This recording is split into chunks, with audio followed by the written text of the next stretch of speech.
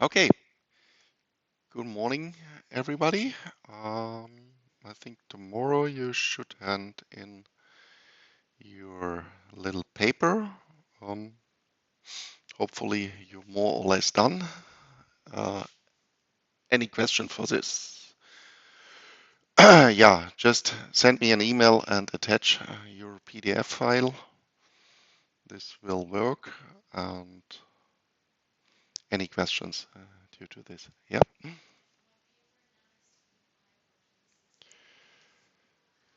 25. This is a lot. This I wrote is 15. Yeah. So I really, if you have 25, so please then take now the 2 days and read through your paper and think carefully about where you can put things together and to come maybe a little bit quicker to the point. The other way, the 15, this means not sharp 15, and this is the end. If you have many diagrams or tables or something like this, and then it's okay. If it's something more than 15, but 25 is a lot. Yeah. So just try how you can maybe better focus on the point you want to say. And for this also, and therefore I put this limit of 15 pages that you should really carefully think a nice little country analysis talking about the development of the main macroeconomic indicators, and it should not be a yeah overwhelming great story about your country. Sometimes the last semesters, some students they wrote an introduction of how was the country founded and starting from 1900 or something like this. And so this is okay to give some point in history, for example. But then maybe a half page or 1 page, and this is enough. And really try to focus on it. And then I gave you also for that you should focus on the development of the indicators over the last roughly 15 years. And I think you can make it, that you just shorten your paper. Okay?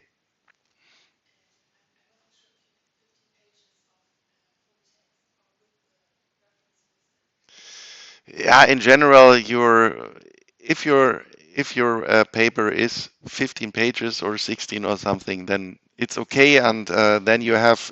This is also due to how much references you have. If you have a literature package of 3 pages or something like this, yeah, then okay, then you have more pages.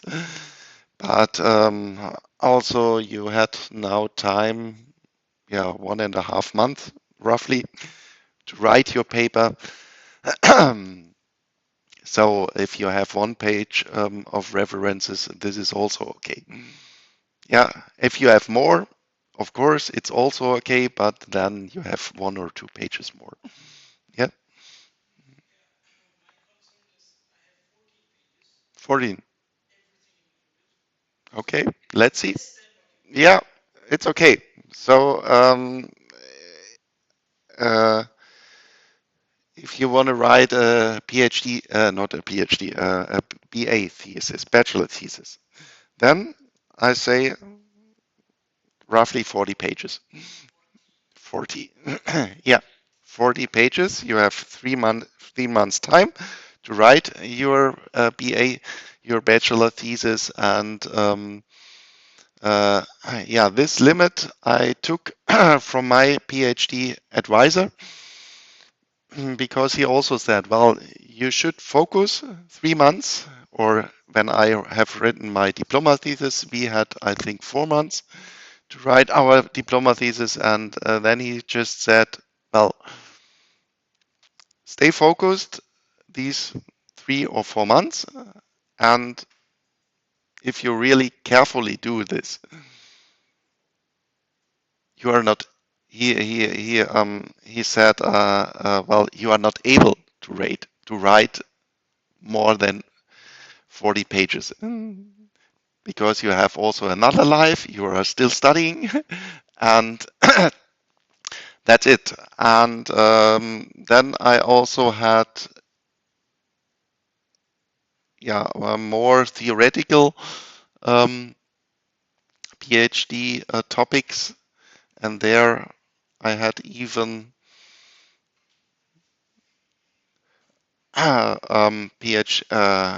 PhD thesis, bachelor theses where the guys have written 25 pages, and since it was a theoretical topic, it was okay, and they got the best grade. And if you, for yourself, think, well, I have everything said, what I wanted to say, I went through the main indicators, and you got out with 14 pages, then I say it's okay for you.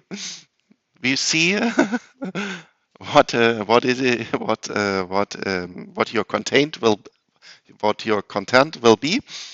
Um, but I say, well, it's okay. Yeah. Okay. Anything else? Then we will start with the last topic of this lecture. And then tomorrow we will talk about when we will do our presentations. And the last thing I want to talk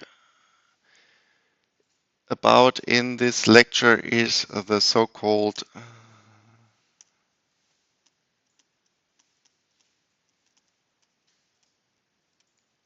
solo model. And the solo model, this is, so to speak, the main, still the main growth model. How we want, or how we try to explain in the long run the economic growth of countries, of economies in general.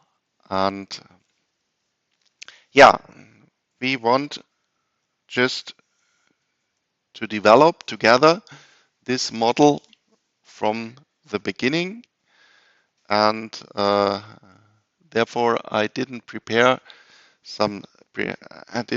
some slides, because then I think I would go through this model quite too fast. So, economic growth in general, again, I go to my introductory course of macroeconomics in general, and what you should do in your paper, you should have a look at GDP. So, in general, what is produced in a country? And if we call production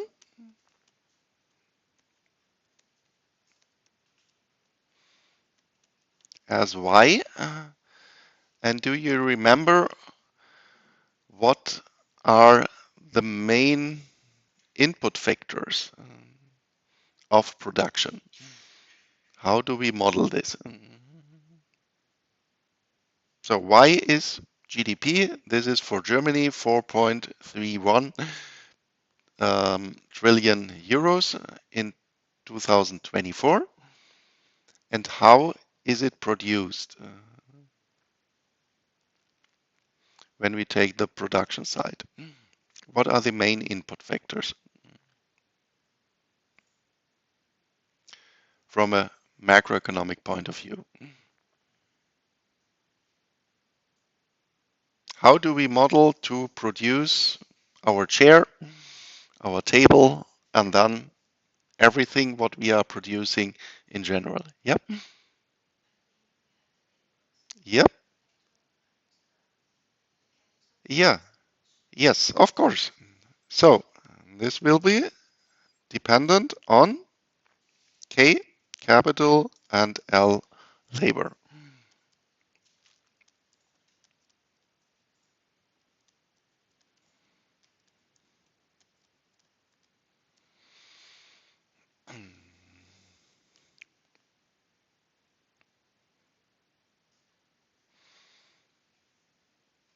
And then we have a third general input factor.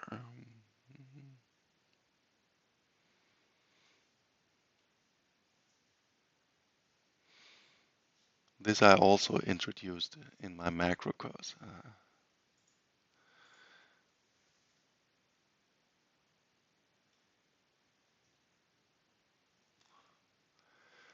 Of course, it is developing over time, but this is then not an input factor, though time is the labor time. This is included in the input factor labor.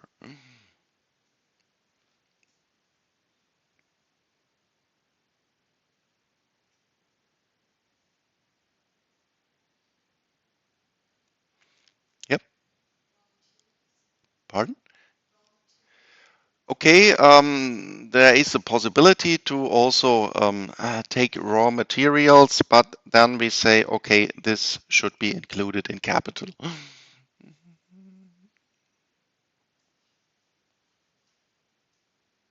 So what are you doing here? Knowledge, yeah. Knowledge in general, or we call it then technology. So the whole framework, what is the framework of a country? Um, yeah, how we produce in a very general way. How is our infrastructure? How is the education level in a country? So we can think of labor as just the number of people living in a country. And then it is, of course, very decisive how educated in general are these people. And what you are right now are doing is hopefully you are improving your education level so that for the next 30 or 40 years you can produce more efficiently in general. So this is your private decision to learn for roughly 3, 4, 5 years. If you also want to add a master after your bachelor, and your private decision is, well, you are hoping, I think in general, that you will generate then for the next decades a higher income. But if many people are doing this, then you have in general a higher education in your country. And what does this mean? Well, then the probability of innovations in this economy is higher compared to other countries where maybe only half of the inhabitants are only able to read. And therefore, this is the very important third input factor or dependence of the production function of a country. This is technology.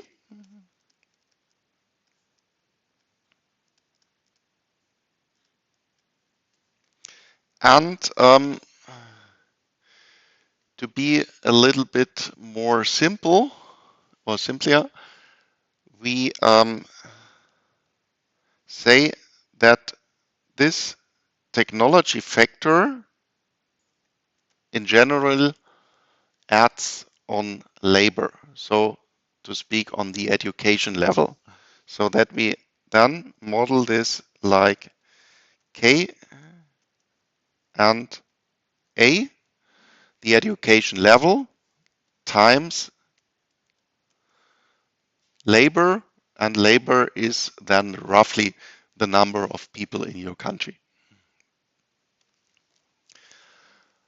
And the next step is that we ask ourselves, how are developing over time these input factors? And there we assume this education level, it's a very long run, but smooth factor, which is just developing over time with a constant growth rate. So that roughly over time, slightly this education level is increasing. This means A of t is 1 plus the growth rate, G, of this education level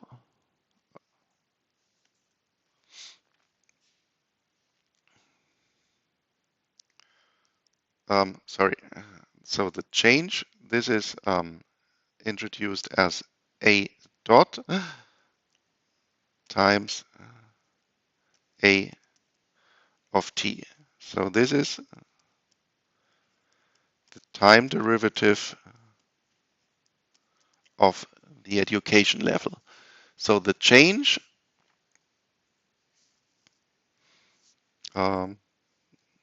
sorry, not 1 plus, it's only a little bit too early today. So this means if I rewrite this, A dot of t over A is G, and this is the change of A over time. And this is the constant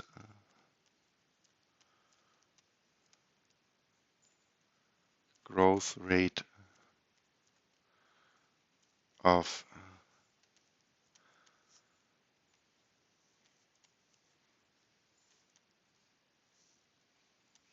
technology. And also we assume that in general we have a constant growth rate of labor, so the number of people in a country.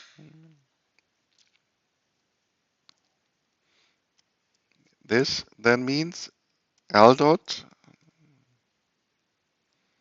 is N times L,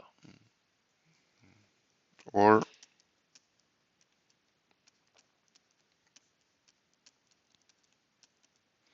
is N, and this is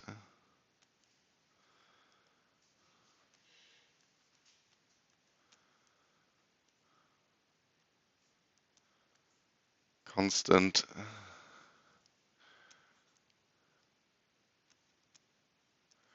growth rate of labor.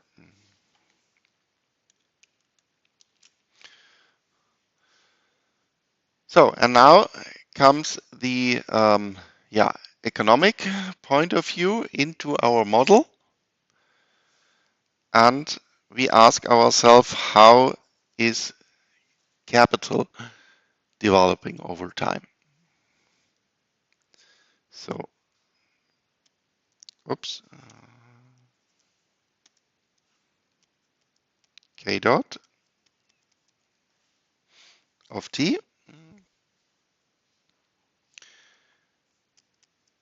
change of capital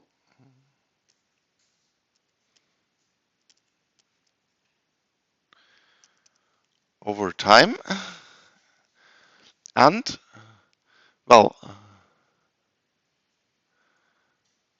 how do we obtain, in general, in an economy, new capital?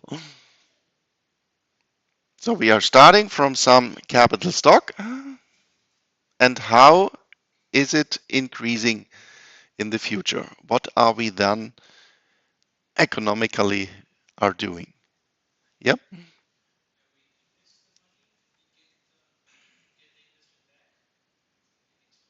Yeah. So if it's exponentially, we don't know, but in general, you are totally right. We start to invest. We are buying new machines and so on. We are building new bridges. We are investing in the railroad. We are investing in digital infrastructure and so on. So, investing.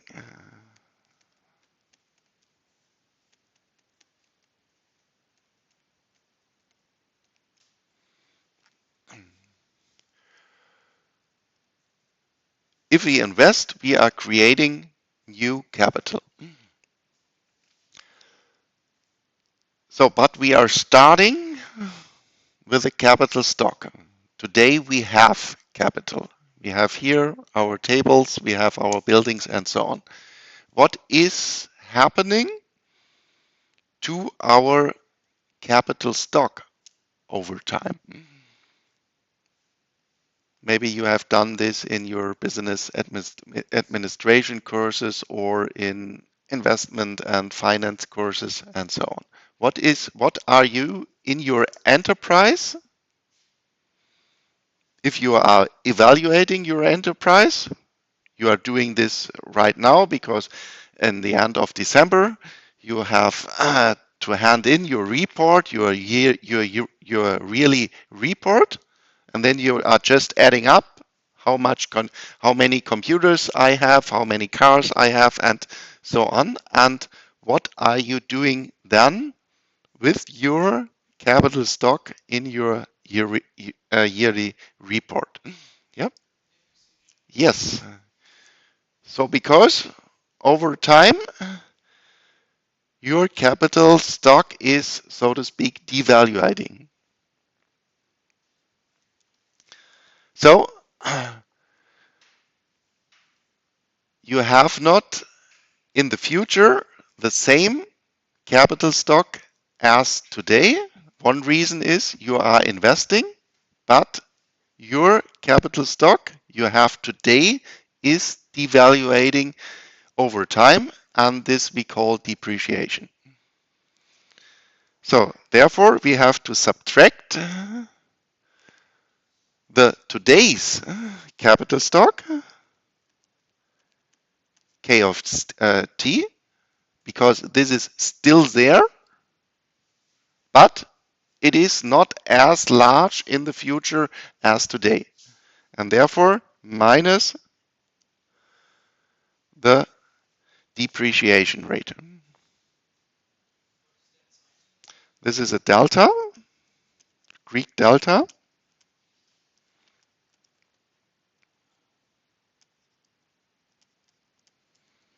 And this number is then, of course, just a number between 0 and 1, because it is not 100%, maybe 70%, 80%, something like this. And this is the depreciation rate.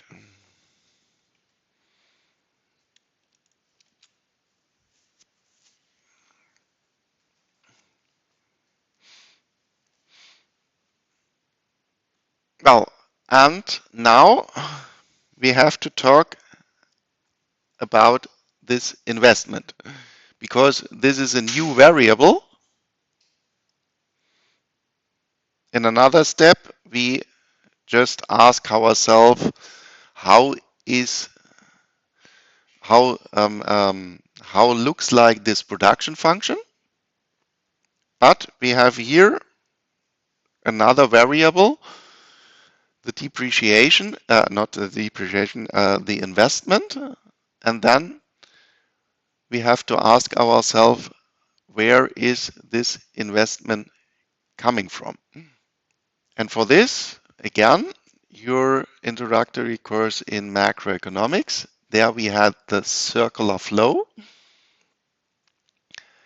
and think especially about this sector of financial institutions. And there we made also an assumption where the investment of an economy is coming from. And how did we model this? We had this here, the household sector, the enterprises, government, and the financial institutions.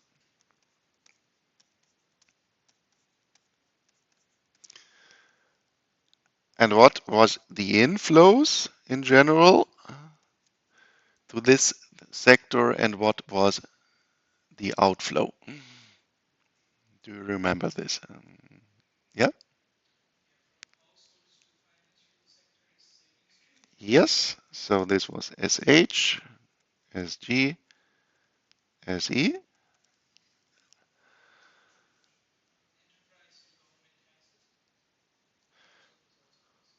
Yeah, this we don't need right now, but what are these financial sector? What is this? What is the general function within an economy of this financial sector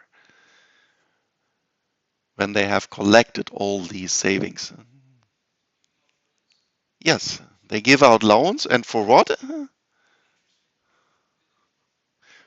For an interest rate, yeah, but for what reason? For the developing and in general, if you want to buy a flat, if you want to buy a little house, the boosting of the economy, and how do we call this then? The investment, yeah? So then the banks, the insurance companies, and so on, they are collecting all our savings and then they give out loans, totally right. And for what? For the general investment in the economy. This is then IG, IH, and IE. And then we have this general axiom that at every sector, the sum of the inflows have to equate the sum of the outflows. So SH plus SG plus SE equals IH plus IG plus IE. So in general, we have savings is the same as aggregate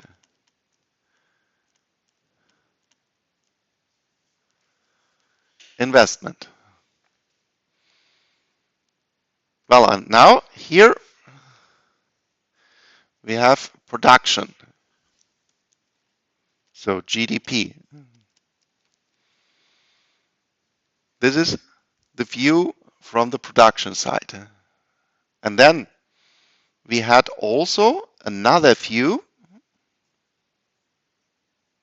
on the general economic performance measured via GDP, that we also could say that overall GDP is overall production, and from other point of view, it is also equal to,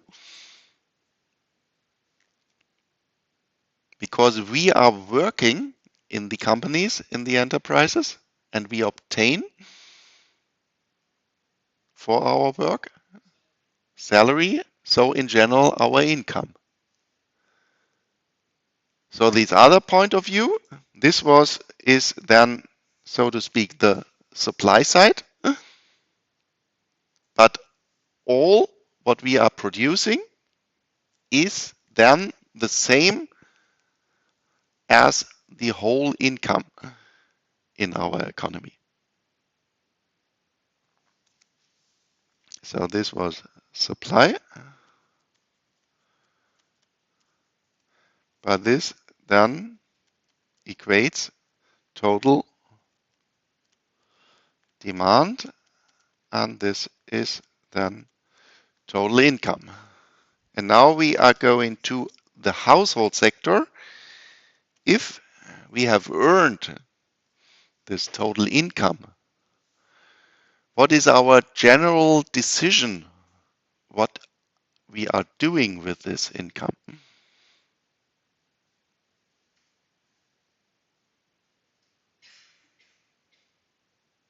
So every month we obtain our salary. What is then our main economic decision? What are we doing with this salary? Yep. We can invest it, yeah, but this is then, so to speak, the second step of the decision. The first one is, yeah, yeah, yeah. So this is on the one side, we are consuming, and are we consuming 100% of our income in general? Well, of course, we can do it, but in general,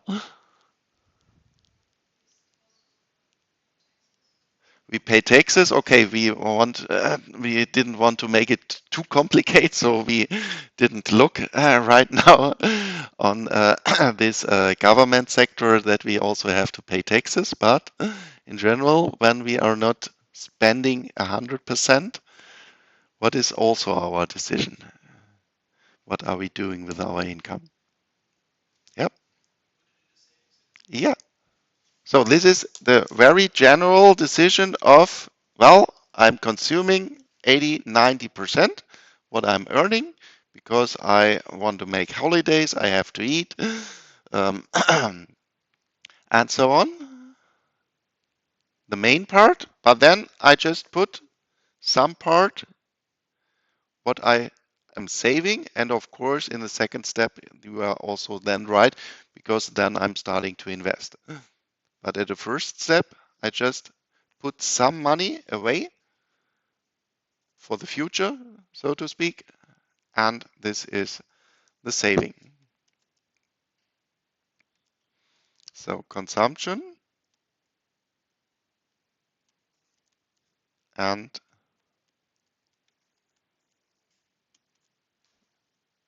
saving.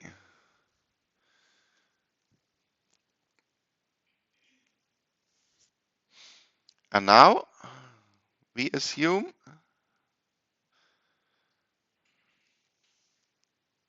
and this is a very crucial assumption in this model, is that we have over time a constant savings rate. So that every year we put away, let's say, 10%.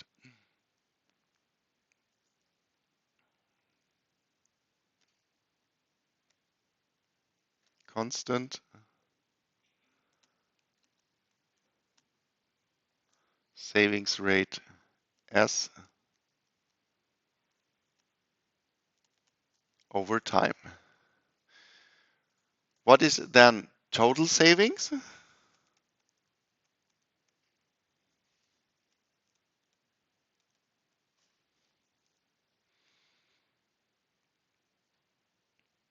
Let's say the savings rate is 10%. What how much euros per year are we then saving? Not individually, but in the whole country. Everybody in the country has a savings rate of 10%.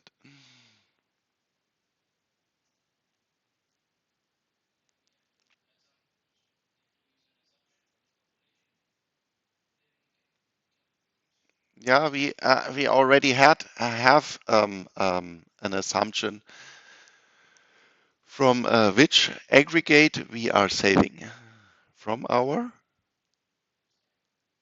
salary, from our total income. But total income is supply equals demand, total production, so total savings, capital S, is then just lowercase s times overall production equals income y. Okay? And we said savings, overall savings, are the same as overall investment. So we then can put this in to our development of capital over time. So this then translates into change of capital over time equals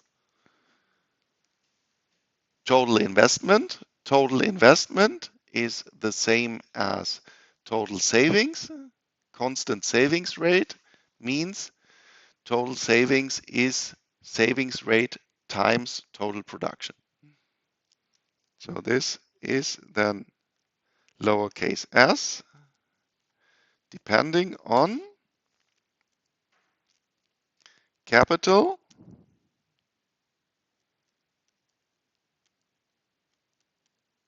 A of t times L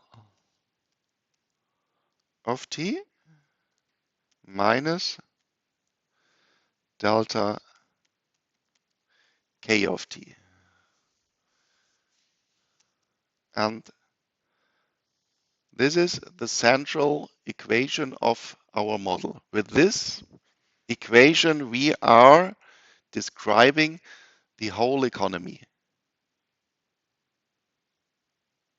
We have made an assumption. How is L, number of inhabitants, developing over time?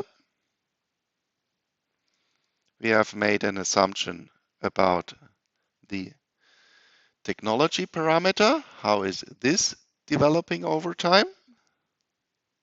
And then we have here the implicit dependence of the development over time of k on itself. And mathematically, this is then just a differential equation.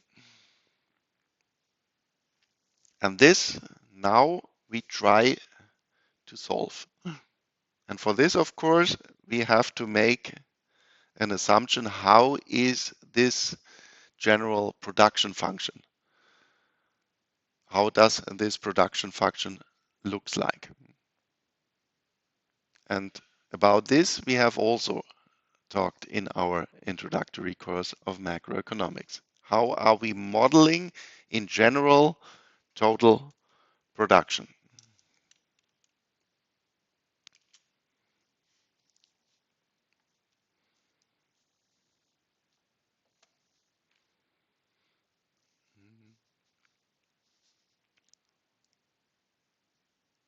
Oops.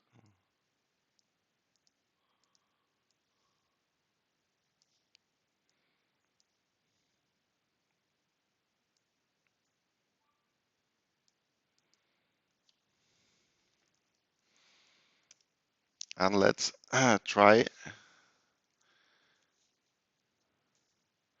to remember.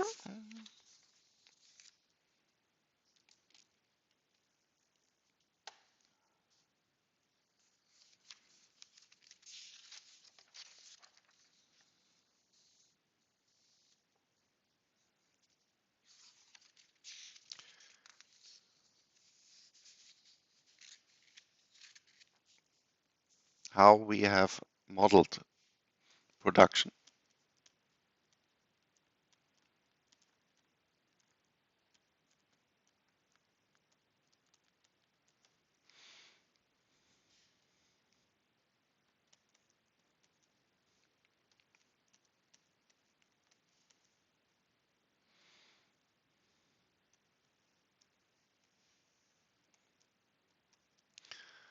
And there we have made some assumptions. How is if we look only at one parameter?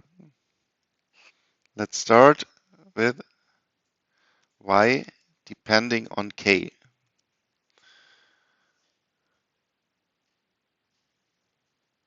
If I want to, to sketch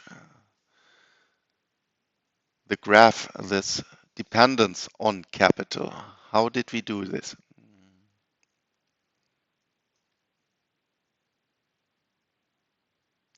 In general, the first assumption, if we are increasing the input factor, what is happening then to total production?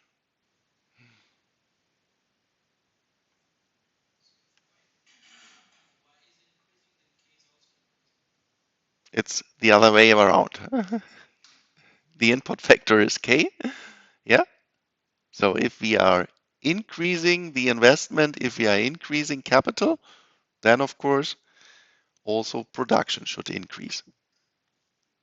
This means the first derivative of total production, depending on the input factor, the same is true, of course, for labor, is larger than zero. This means we have a monotonically increasing function depending on this parameter.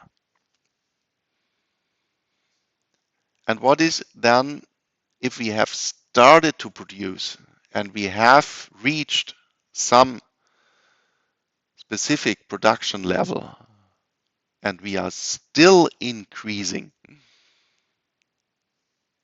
the input factor capital, what was then the second assumption? How this increase process, still of course we have an increasing function, but then we have made an assumption about how this increasing process is developing over time.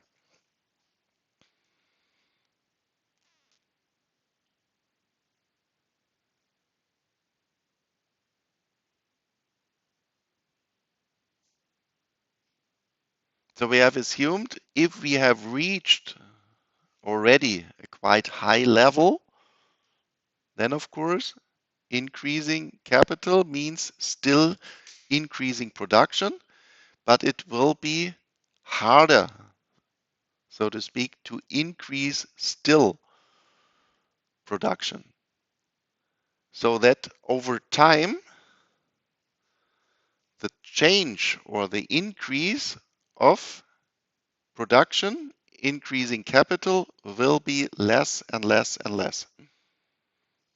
And this also we see if we look in general on the development of countries in the world. So we had just the meeting of the G20 in South Africa. And then in the media, it was then talked about, well, let's focus on in the future on the continent Africa, because why? This is a developing continent. So the economies there, they have a much less welfare level compared to the United States, compared to Europe. So there is still a lot of potential to increase. And then it was also talked that we find in Africa, I think 9 out of 10 countries with the highest economic growth rates in the world. And there we have to be careful This is not the reason is not that these that within these countries they make really good politics, but in general it is because they are coming from a lower welfare level, from a lower development level.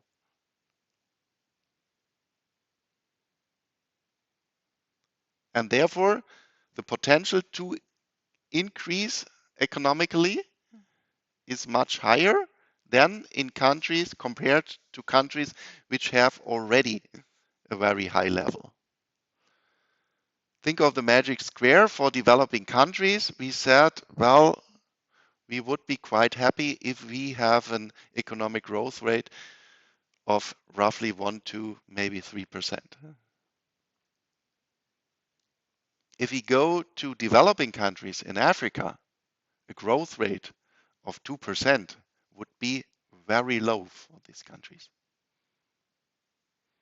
And this then means that the increase of production over time is a decreasing function. So the potential to increase becomes lower and lower and lower over time. And this then means that the second derivative of production with respect to k is negative, because why? The second derivative of production is the first derivative of the first derivative. And this translates then in a graph which is increasing but which is right-banded. Maybe you have also talked about this in microeconomics. Production function. Increasing but right-banded. So the marginal product of the input factor is a decreasing function. So let's say we are starting here, input increasing from 1 to 2. We have a large change of production and increasing the input with the same absolute amount, let's say from 10 to 11, means that we are still increasing, but the increase is less than compared when we are increasing from 1 to 2.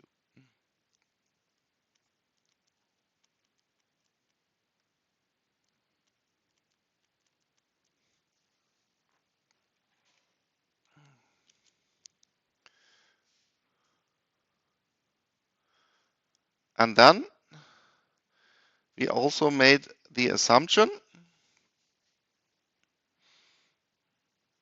so this is the first, the second, and the third general assumption on production was that we assume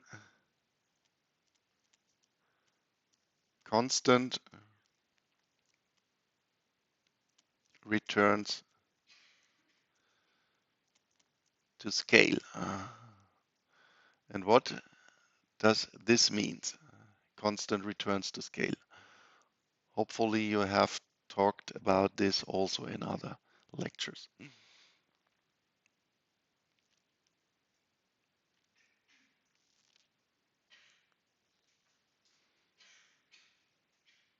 Have you heard about this, constant returns to scale? What does it mean? Yep.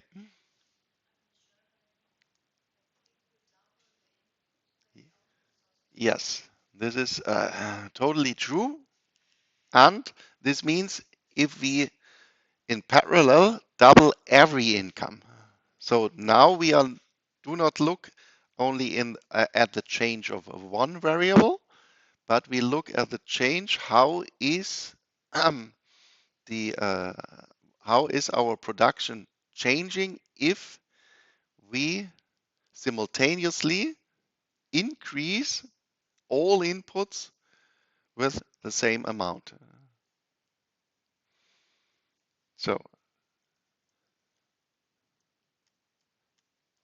doubling all inputs doubles output. So this then would mean, if we translate this, that we have y of doubling the first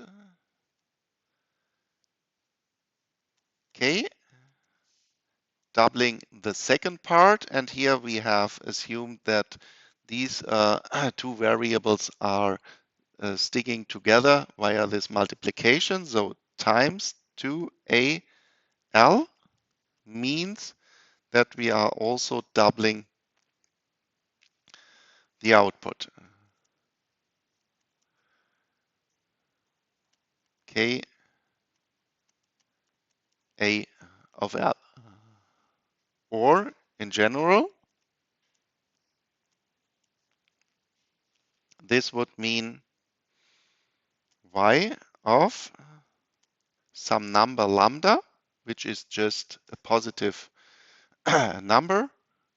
This could be 2, 3, 4, and so on.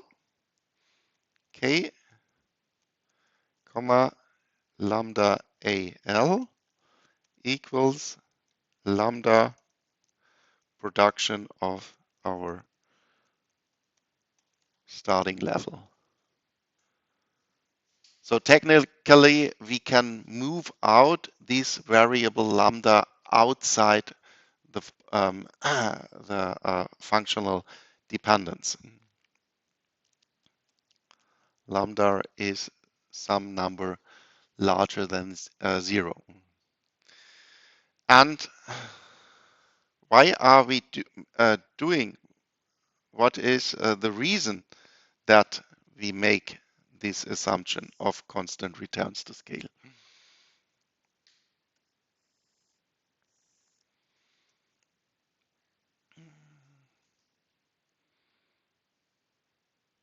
Well, we are producing in the enterprises, in the entrepreneur sector. What is the main assumption how the enterprises are economically acting?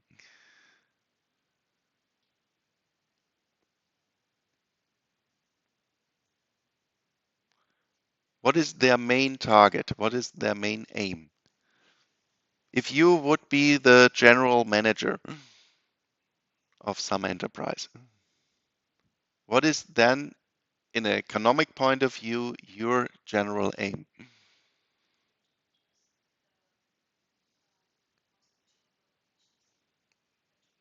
Well, in general, if we assume a market economy, then behind this is that the market drives us to efficient production. But from your individual point of view, what is your target? What is your aim? To increase profits? Not only to increase, but yeah, to maximize profits. So, main aim of enterprises is to maximize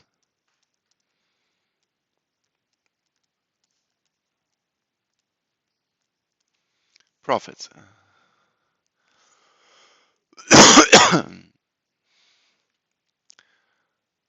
Well, and what does it mean if we in general assume that you are producing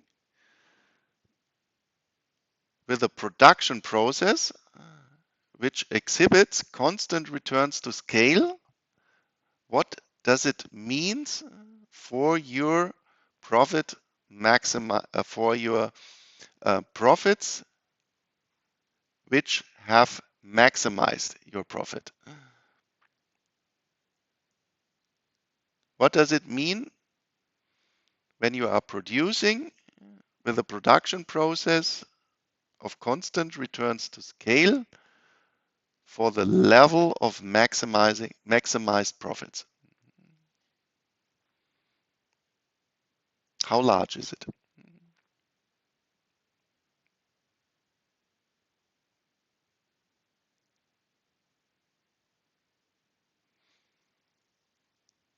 Because this is, of course, a very strict assumption.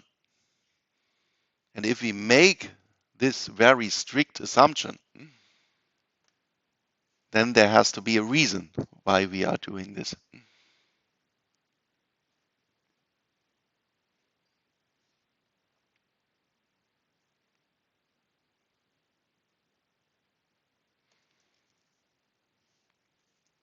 And with constant returns to scale, the maximum profits pi is just 0. So the best you can do is to produce in a way that you just can carry all your costs. Profits is revenue minus costs, and this is 0 if revenue is equating costs. And what do you think? Is it this? So from this assumption of constant returns to scale follows that your maximizing level of profits is just 0.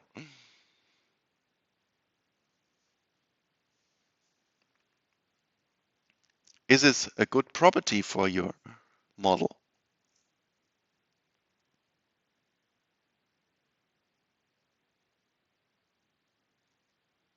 You don't think so? Well, we are looking in the long run and in a very large scale, in a very global way. We are looking at this.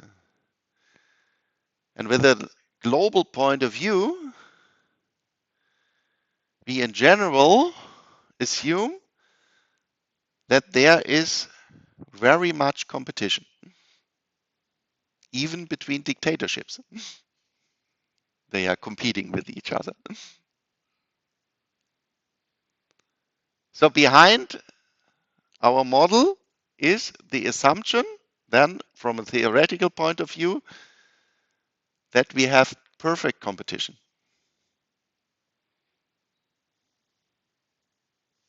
And a situation which is modeled under the assumption of perfect competition is then the property that the maximum level of profits is 0. Is this a good property? Because under perfect competition, we just say in a situation where you have positive profits, there's an incentive for other guys, for other enterprises, to also cut something of this cake, of these positive profits. So they will introduce the market so that this positive profits will be divided under under an increasing number of enterprises. So this means then in a development process, this positive profit is decreasing, decreasing, decreasing. And in the end, we just end up with roughly 0 profits. Well, and why is this the case that under constant returns of scale, we have 0 profits?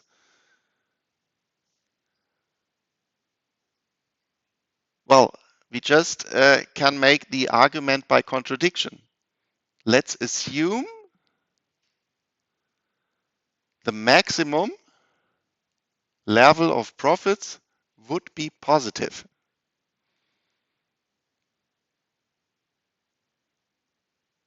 if we have constant returns to scale, this then would mean if the profits are positive, we can just double the input, but this doubles also the output. This means we are doubling the cost, we are doubling the revenue, and this would mean then that we are also doubling the profit. So then the assumption that our starting level of profits is the maximum cannot be true. Because doubling input means that we can double this assumed maximum profit level. Or the other way around, let's assume that the maximum level of profits would be negative, that we could not do better than losing something. Well, then we can say, well, let's just halve our inputs. This means also that we have only 50% of the losses. Or, of course, not producing means no costs, no revenue means zero profits, which is better than a loss.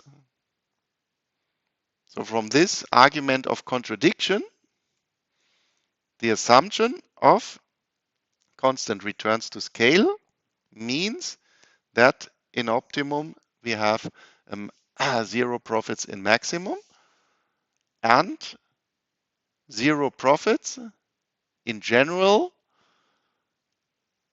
is coinciding with the assumption of perfect competition.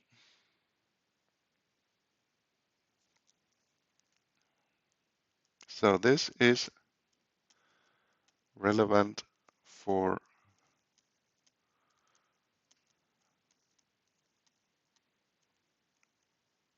competition.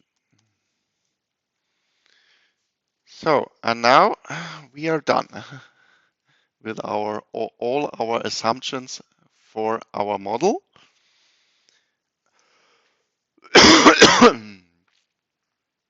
Because now we can, reduce the number of variables within our model. Remember, we had y is depending on KAL, and now we make a transformation of our variables that we say lowercase y is just capital Y over AL, lowercase k is capital K over AL, and this we put now into our function. Then we have y equals 1 over AL times capital, but with constant returns to scale, we can now put this factor into our function. So this is just our factor lambda. And this then means we obtain y of k over 1 over AL, comma, AL over AL. Okay? This, of course, cancels to 1. And then we have a function, and this is just lowercase k. we end up just with a function of y of k, because this is just a constant number.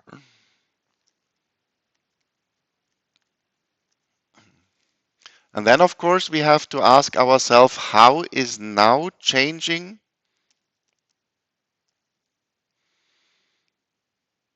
is the equation of capital accumulation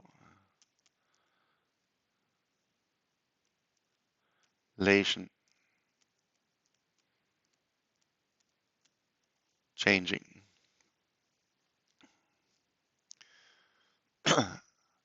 And this was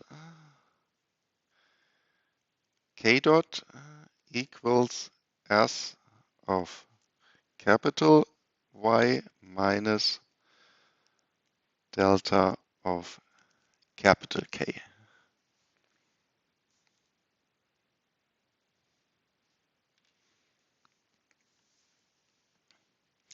And for this, we just ask ourselves, how is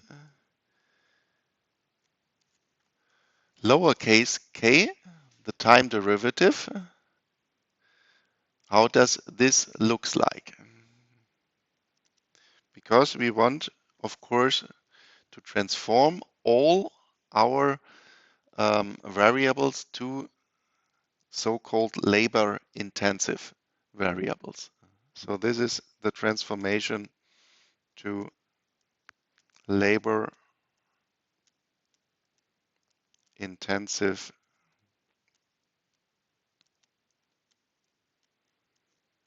variables.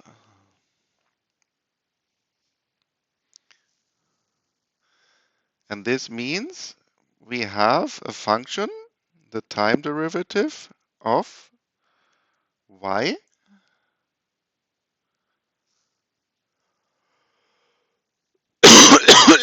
sorry, not y, of k of t, a of t, l of t.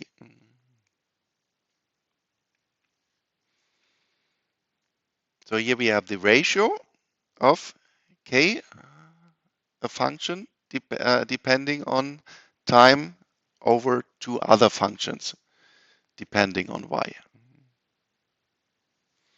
If you have a function f of x equals u of x over v of x, what is then the first derivative of this?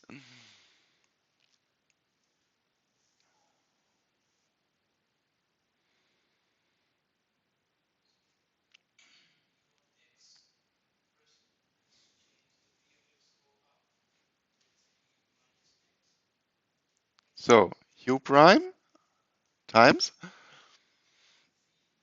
yeah,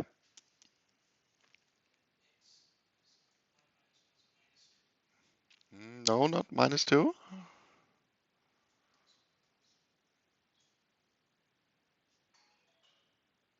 Sorry.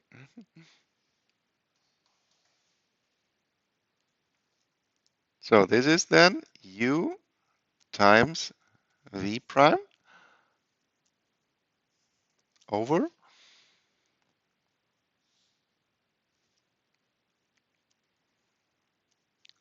v squared. Do you remember this?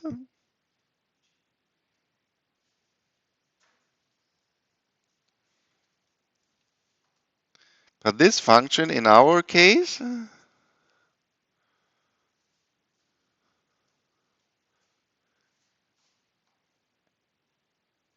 is a product of two other functions. So if you have f of x is u times v, what is then the first derivative?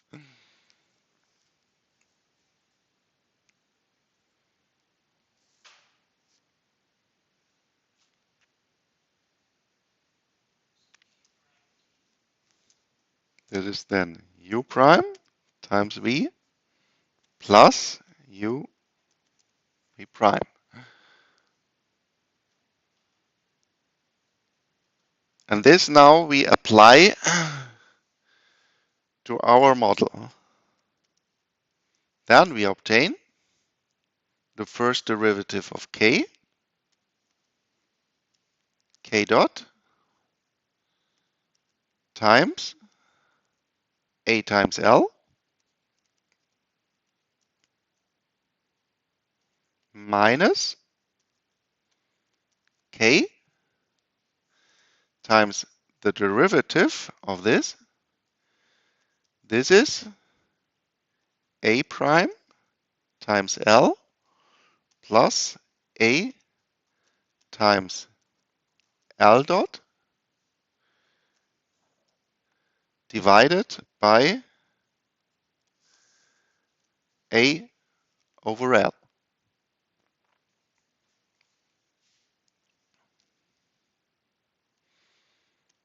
For this, we have made the assumption that we have a constant growth of our technology input. So this is just G times A, and we have assumed that the inhabitants of our country also grow with a constant rate. This was this assumption here.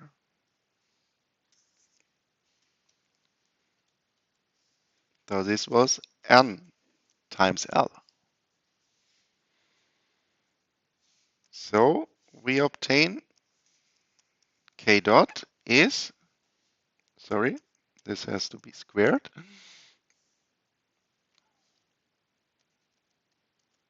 k over AL minus 1 over AL squared times AL times G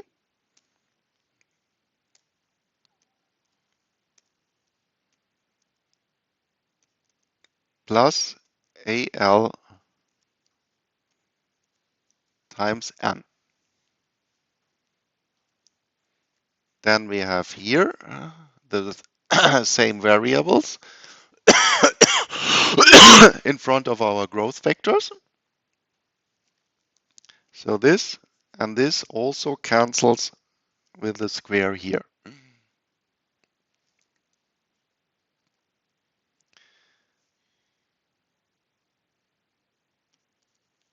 So in the end, we obtain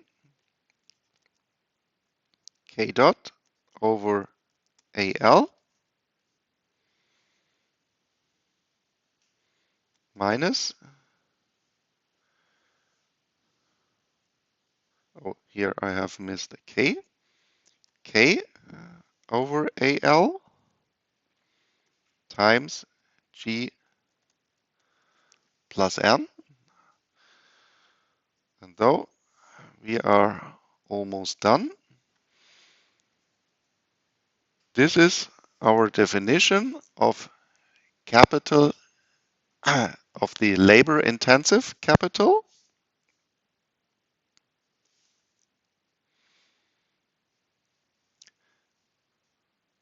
So we end up then that we have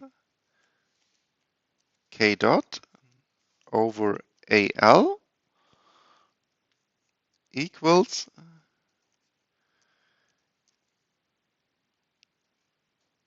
k dot minus k times G plus N. And have I written it down here? We also have k dot equals y sy minus delta K. This was our main equation of capital accumulation. Oh, here I have it.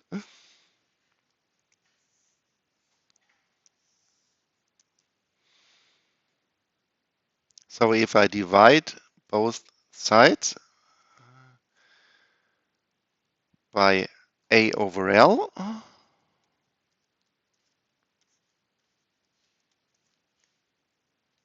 I obtain S times lowercase y minus delta times lowercase k.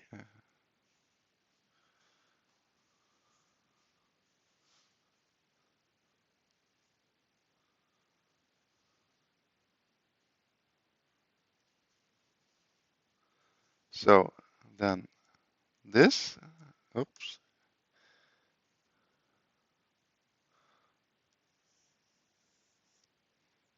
together with this then means we obtain k dot equals S times lowercase y, but this is also only a function of labor-intensive capital minus delta plus n plus g plus k.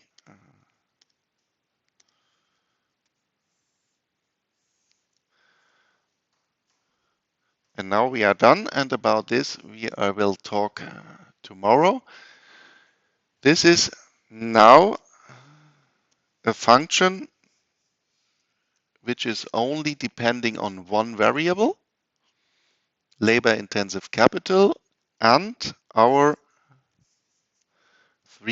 four parameters, which yeah, are forming the framework of our economy. And tomorrow then we want to talk how is our economy performing if these parameters are changing. Okay, that's it for today. Thank you very much.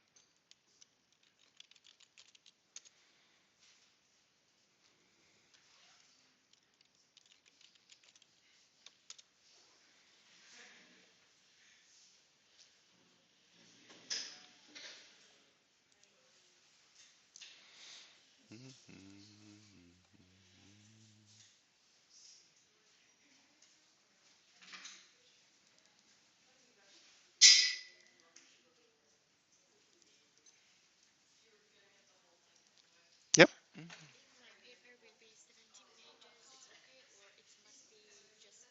No, 17 is okay, of course. Yeah. Or also 18.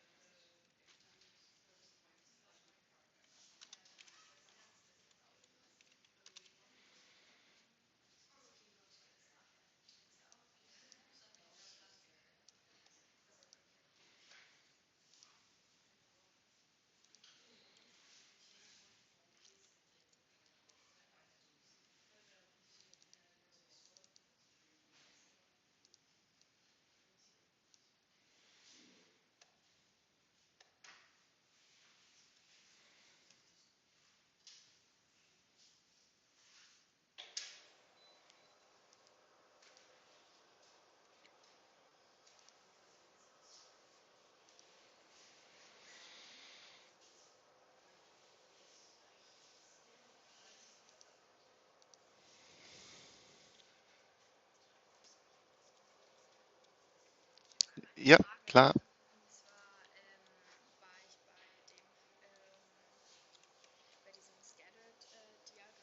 Mhm. Mhm.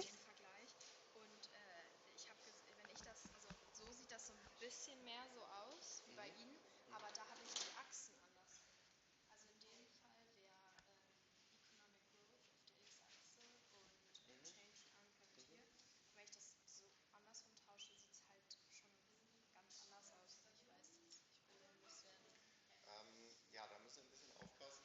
Das ist in dem Sinne so ein NLP-Problem. Dass, ja, also Sie sollten diese Darstellung hier verwenden. Wie gesagt, das ist nur für Sie, das sind ja die Wertdaten. Ne?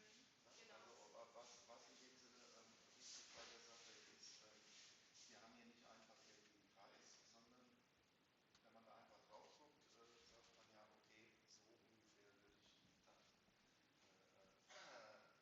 dann schätzen gerade durchgehen. Deswegen ist das absolut in Ordnung so. Es ist eben so,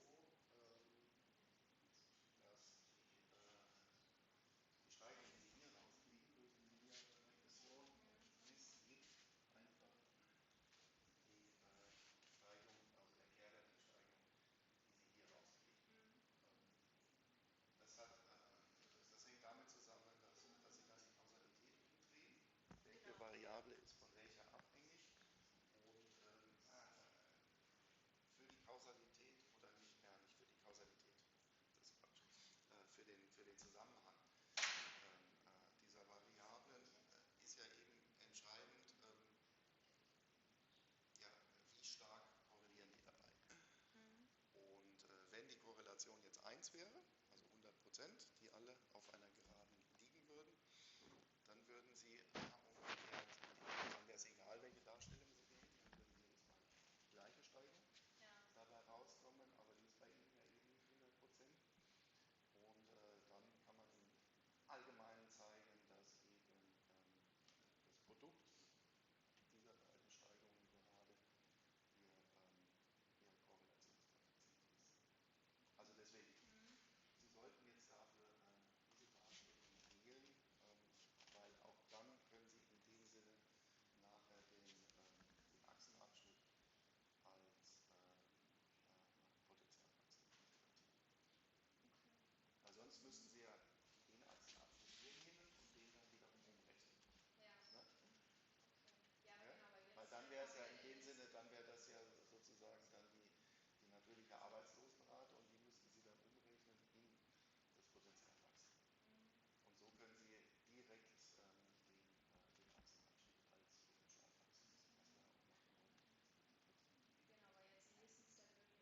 wir auch machen wollen, interpretieren. Das ist das Bestimmtheitsmaß, da gucken Sie eben, wo liegt das? Das ist unabhängig von welche Variable Sie für x und y nehmen. Also für das R Quadrat kommt immer das gleiche raus, aber für die Steigung kommt eben nicht der Kehrwert des anderen raus. Ja, also deswegen sollten Sie die wir auch in der Vorlesung verwendet haben, die Darstellung, weil dann können Sie in dem Sinne auch einfach den Achsenabschnitt.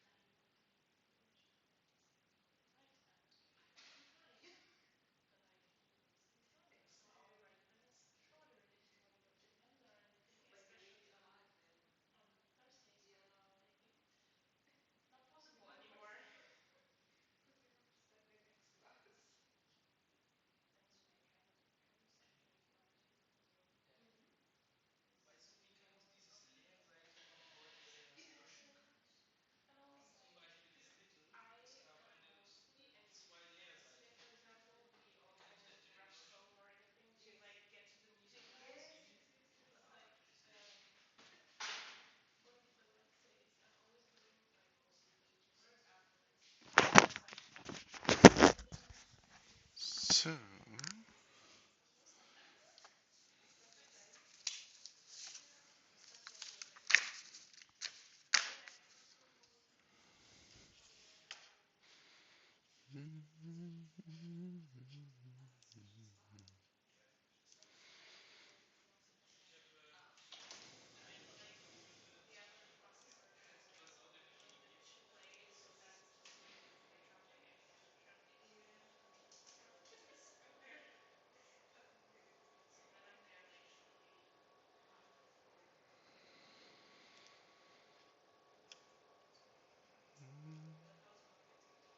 mm,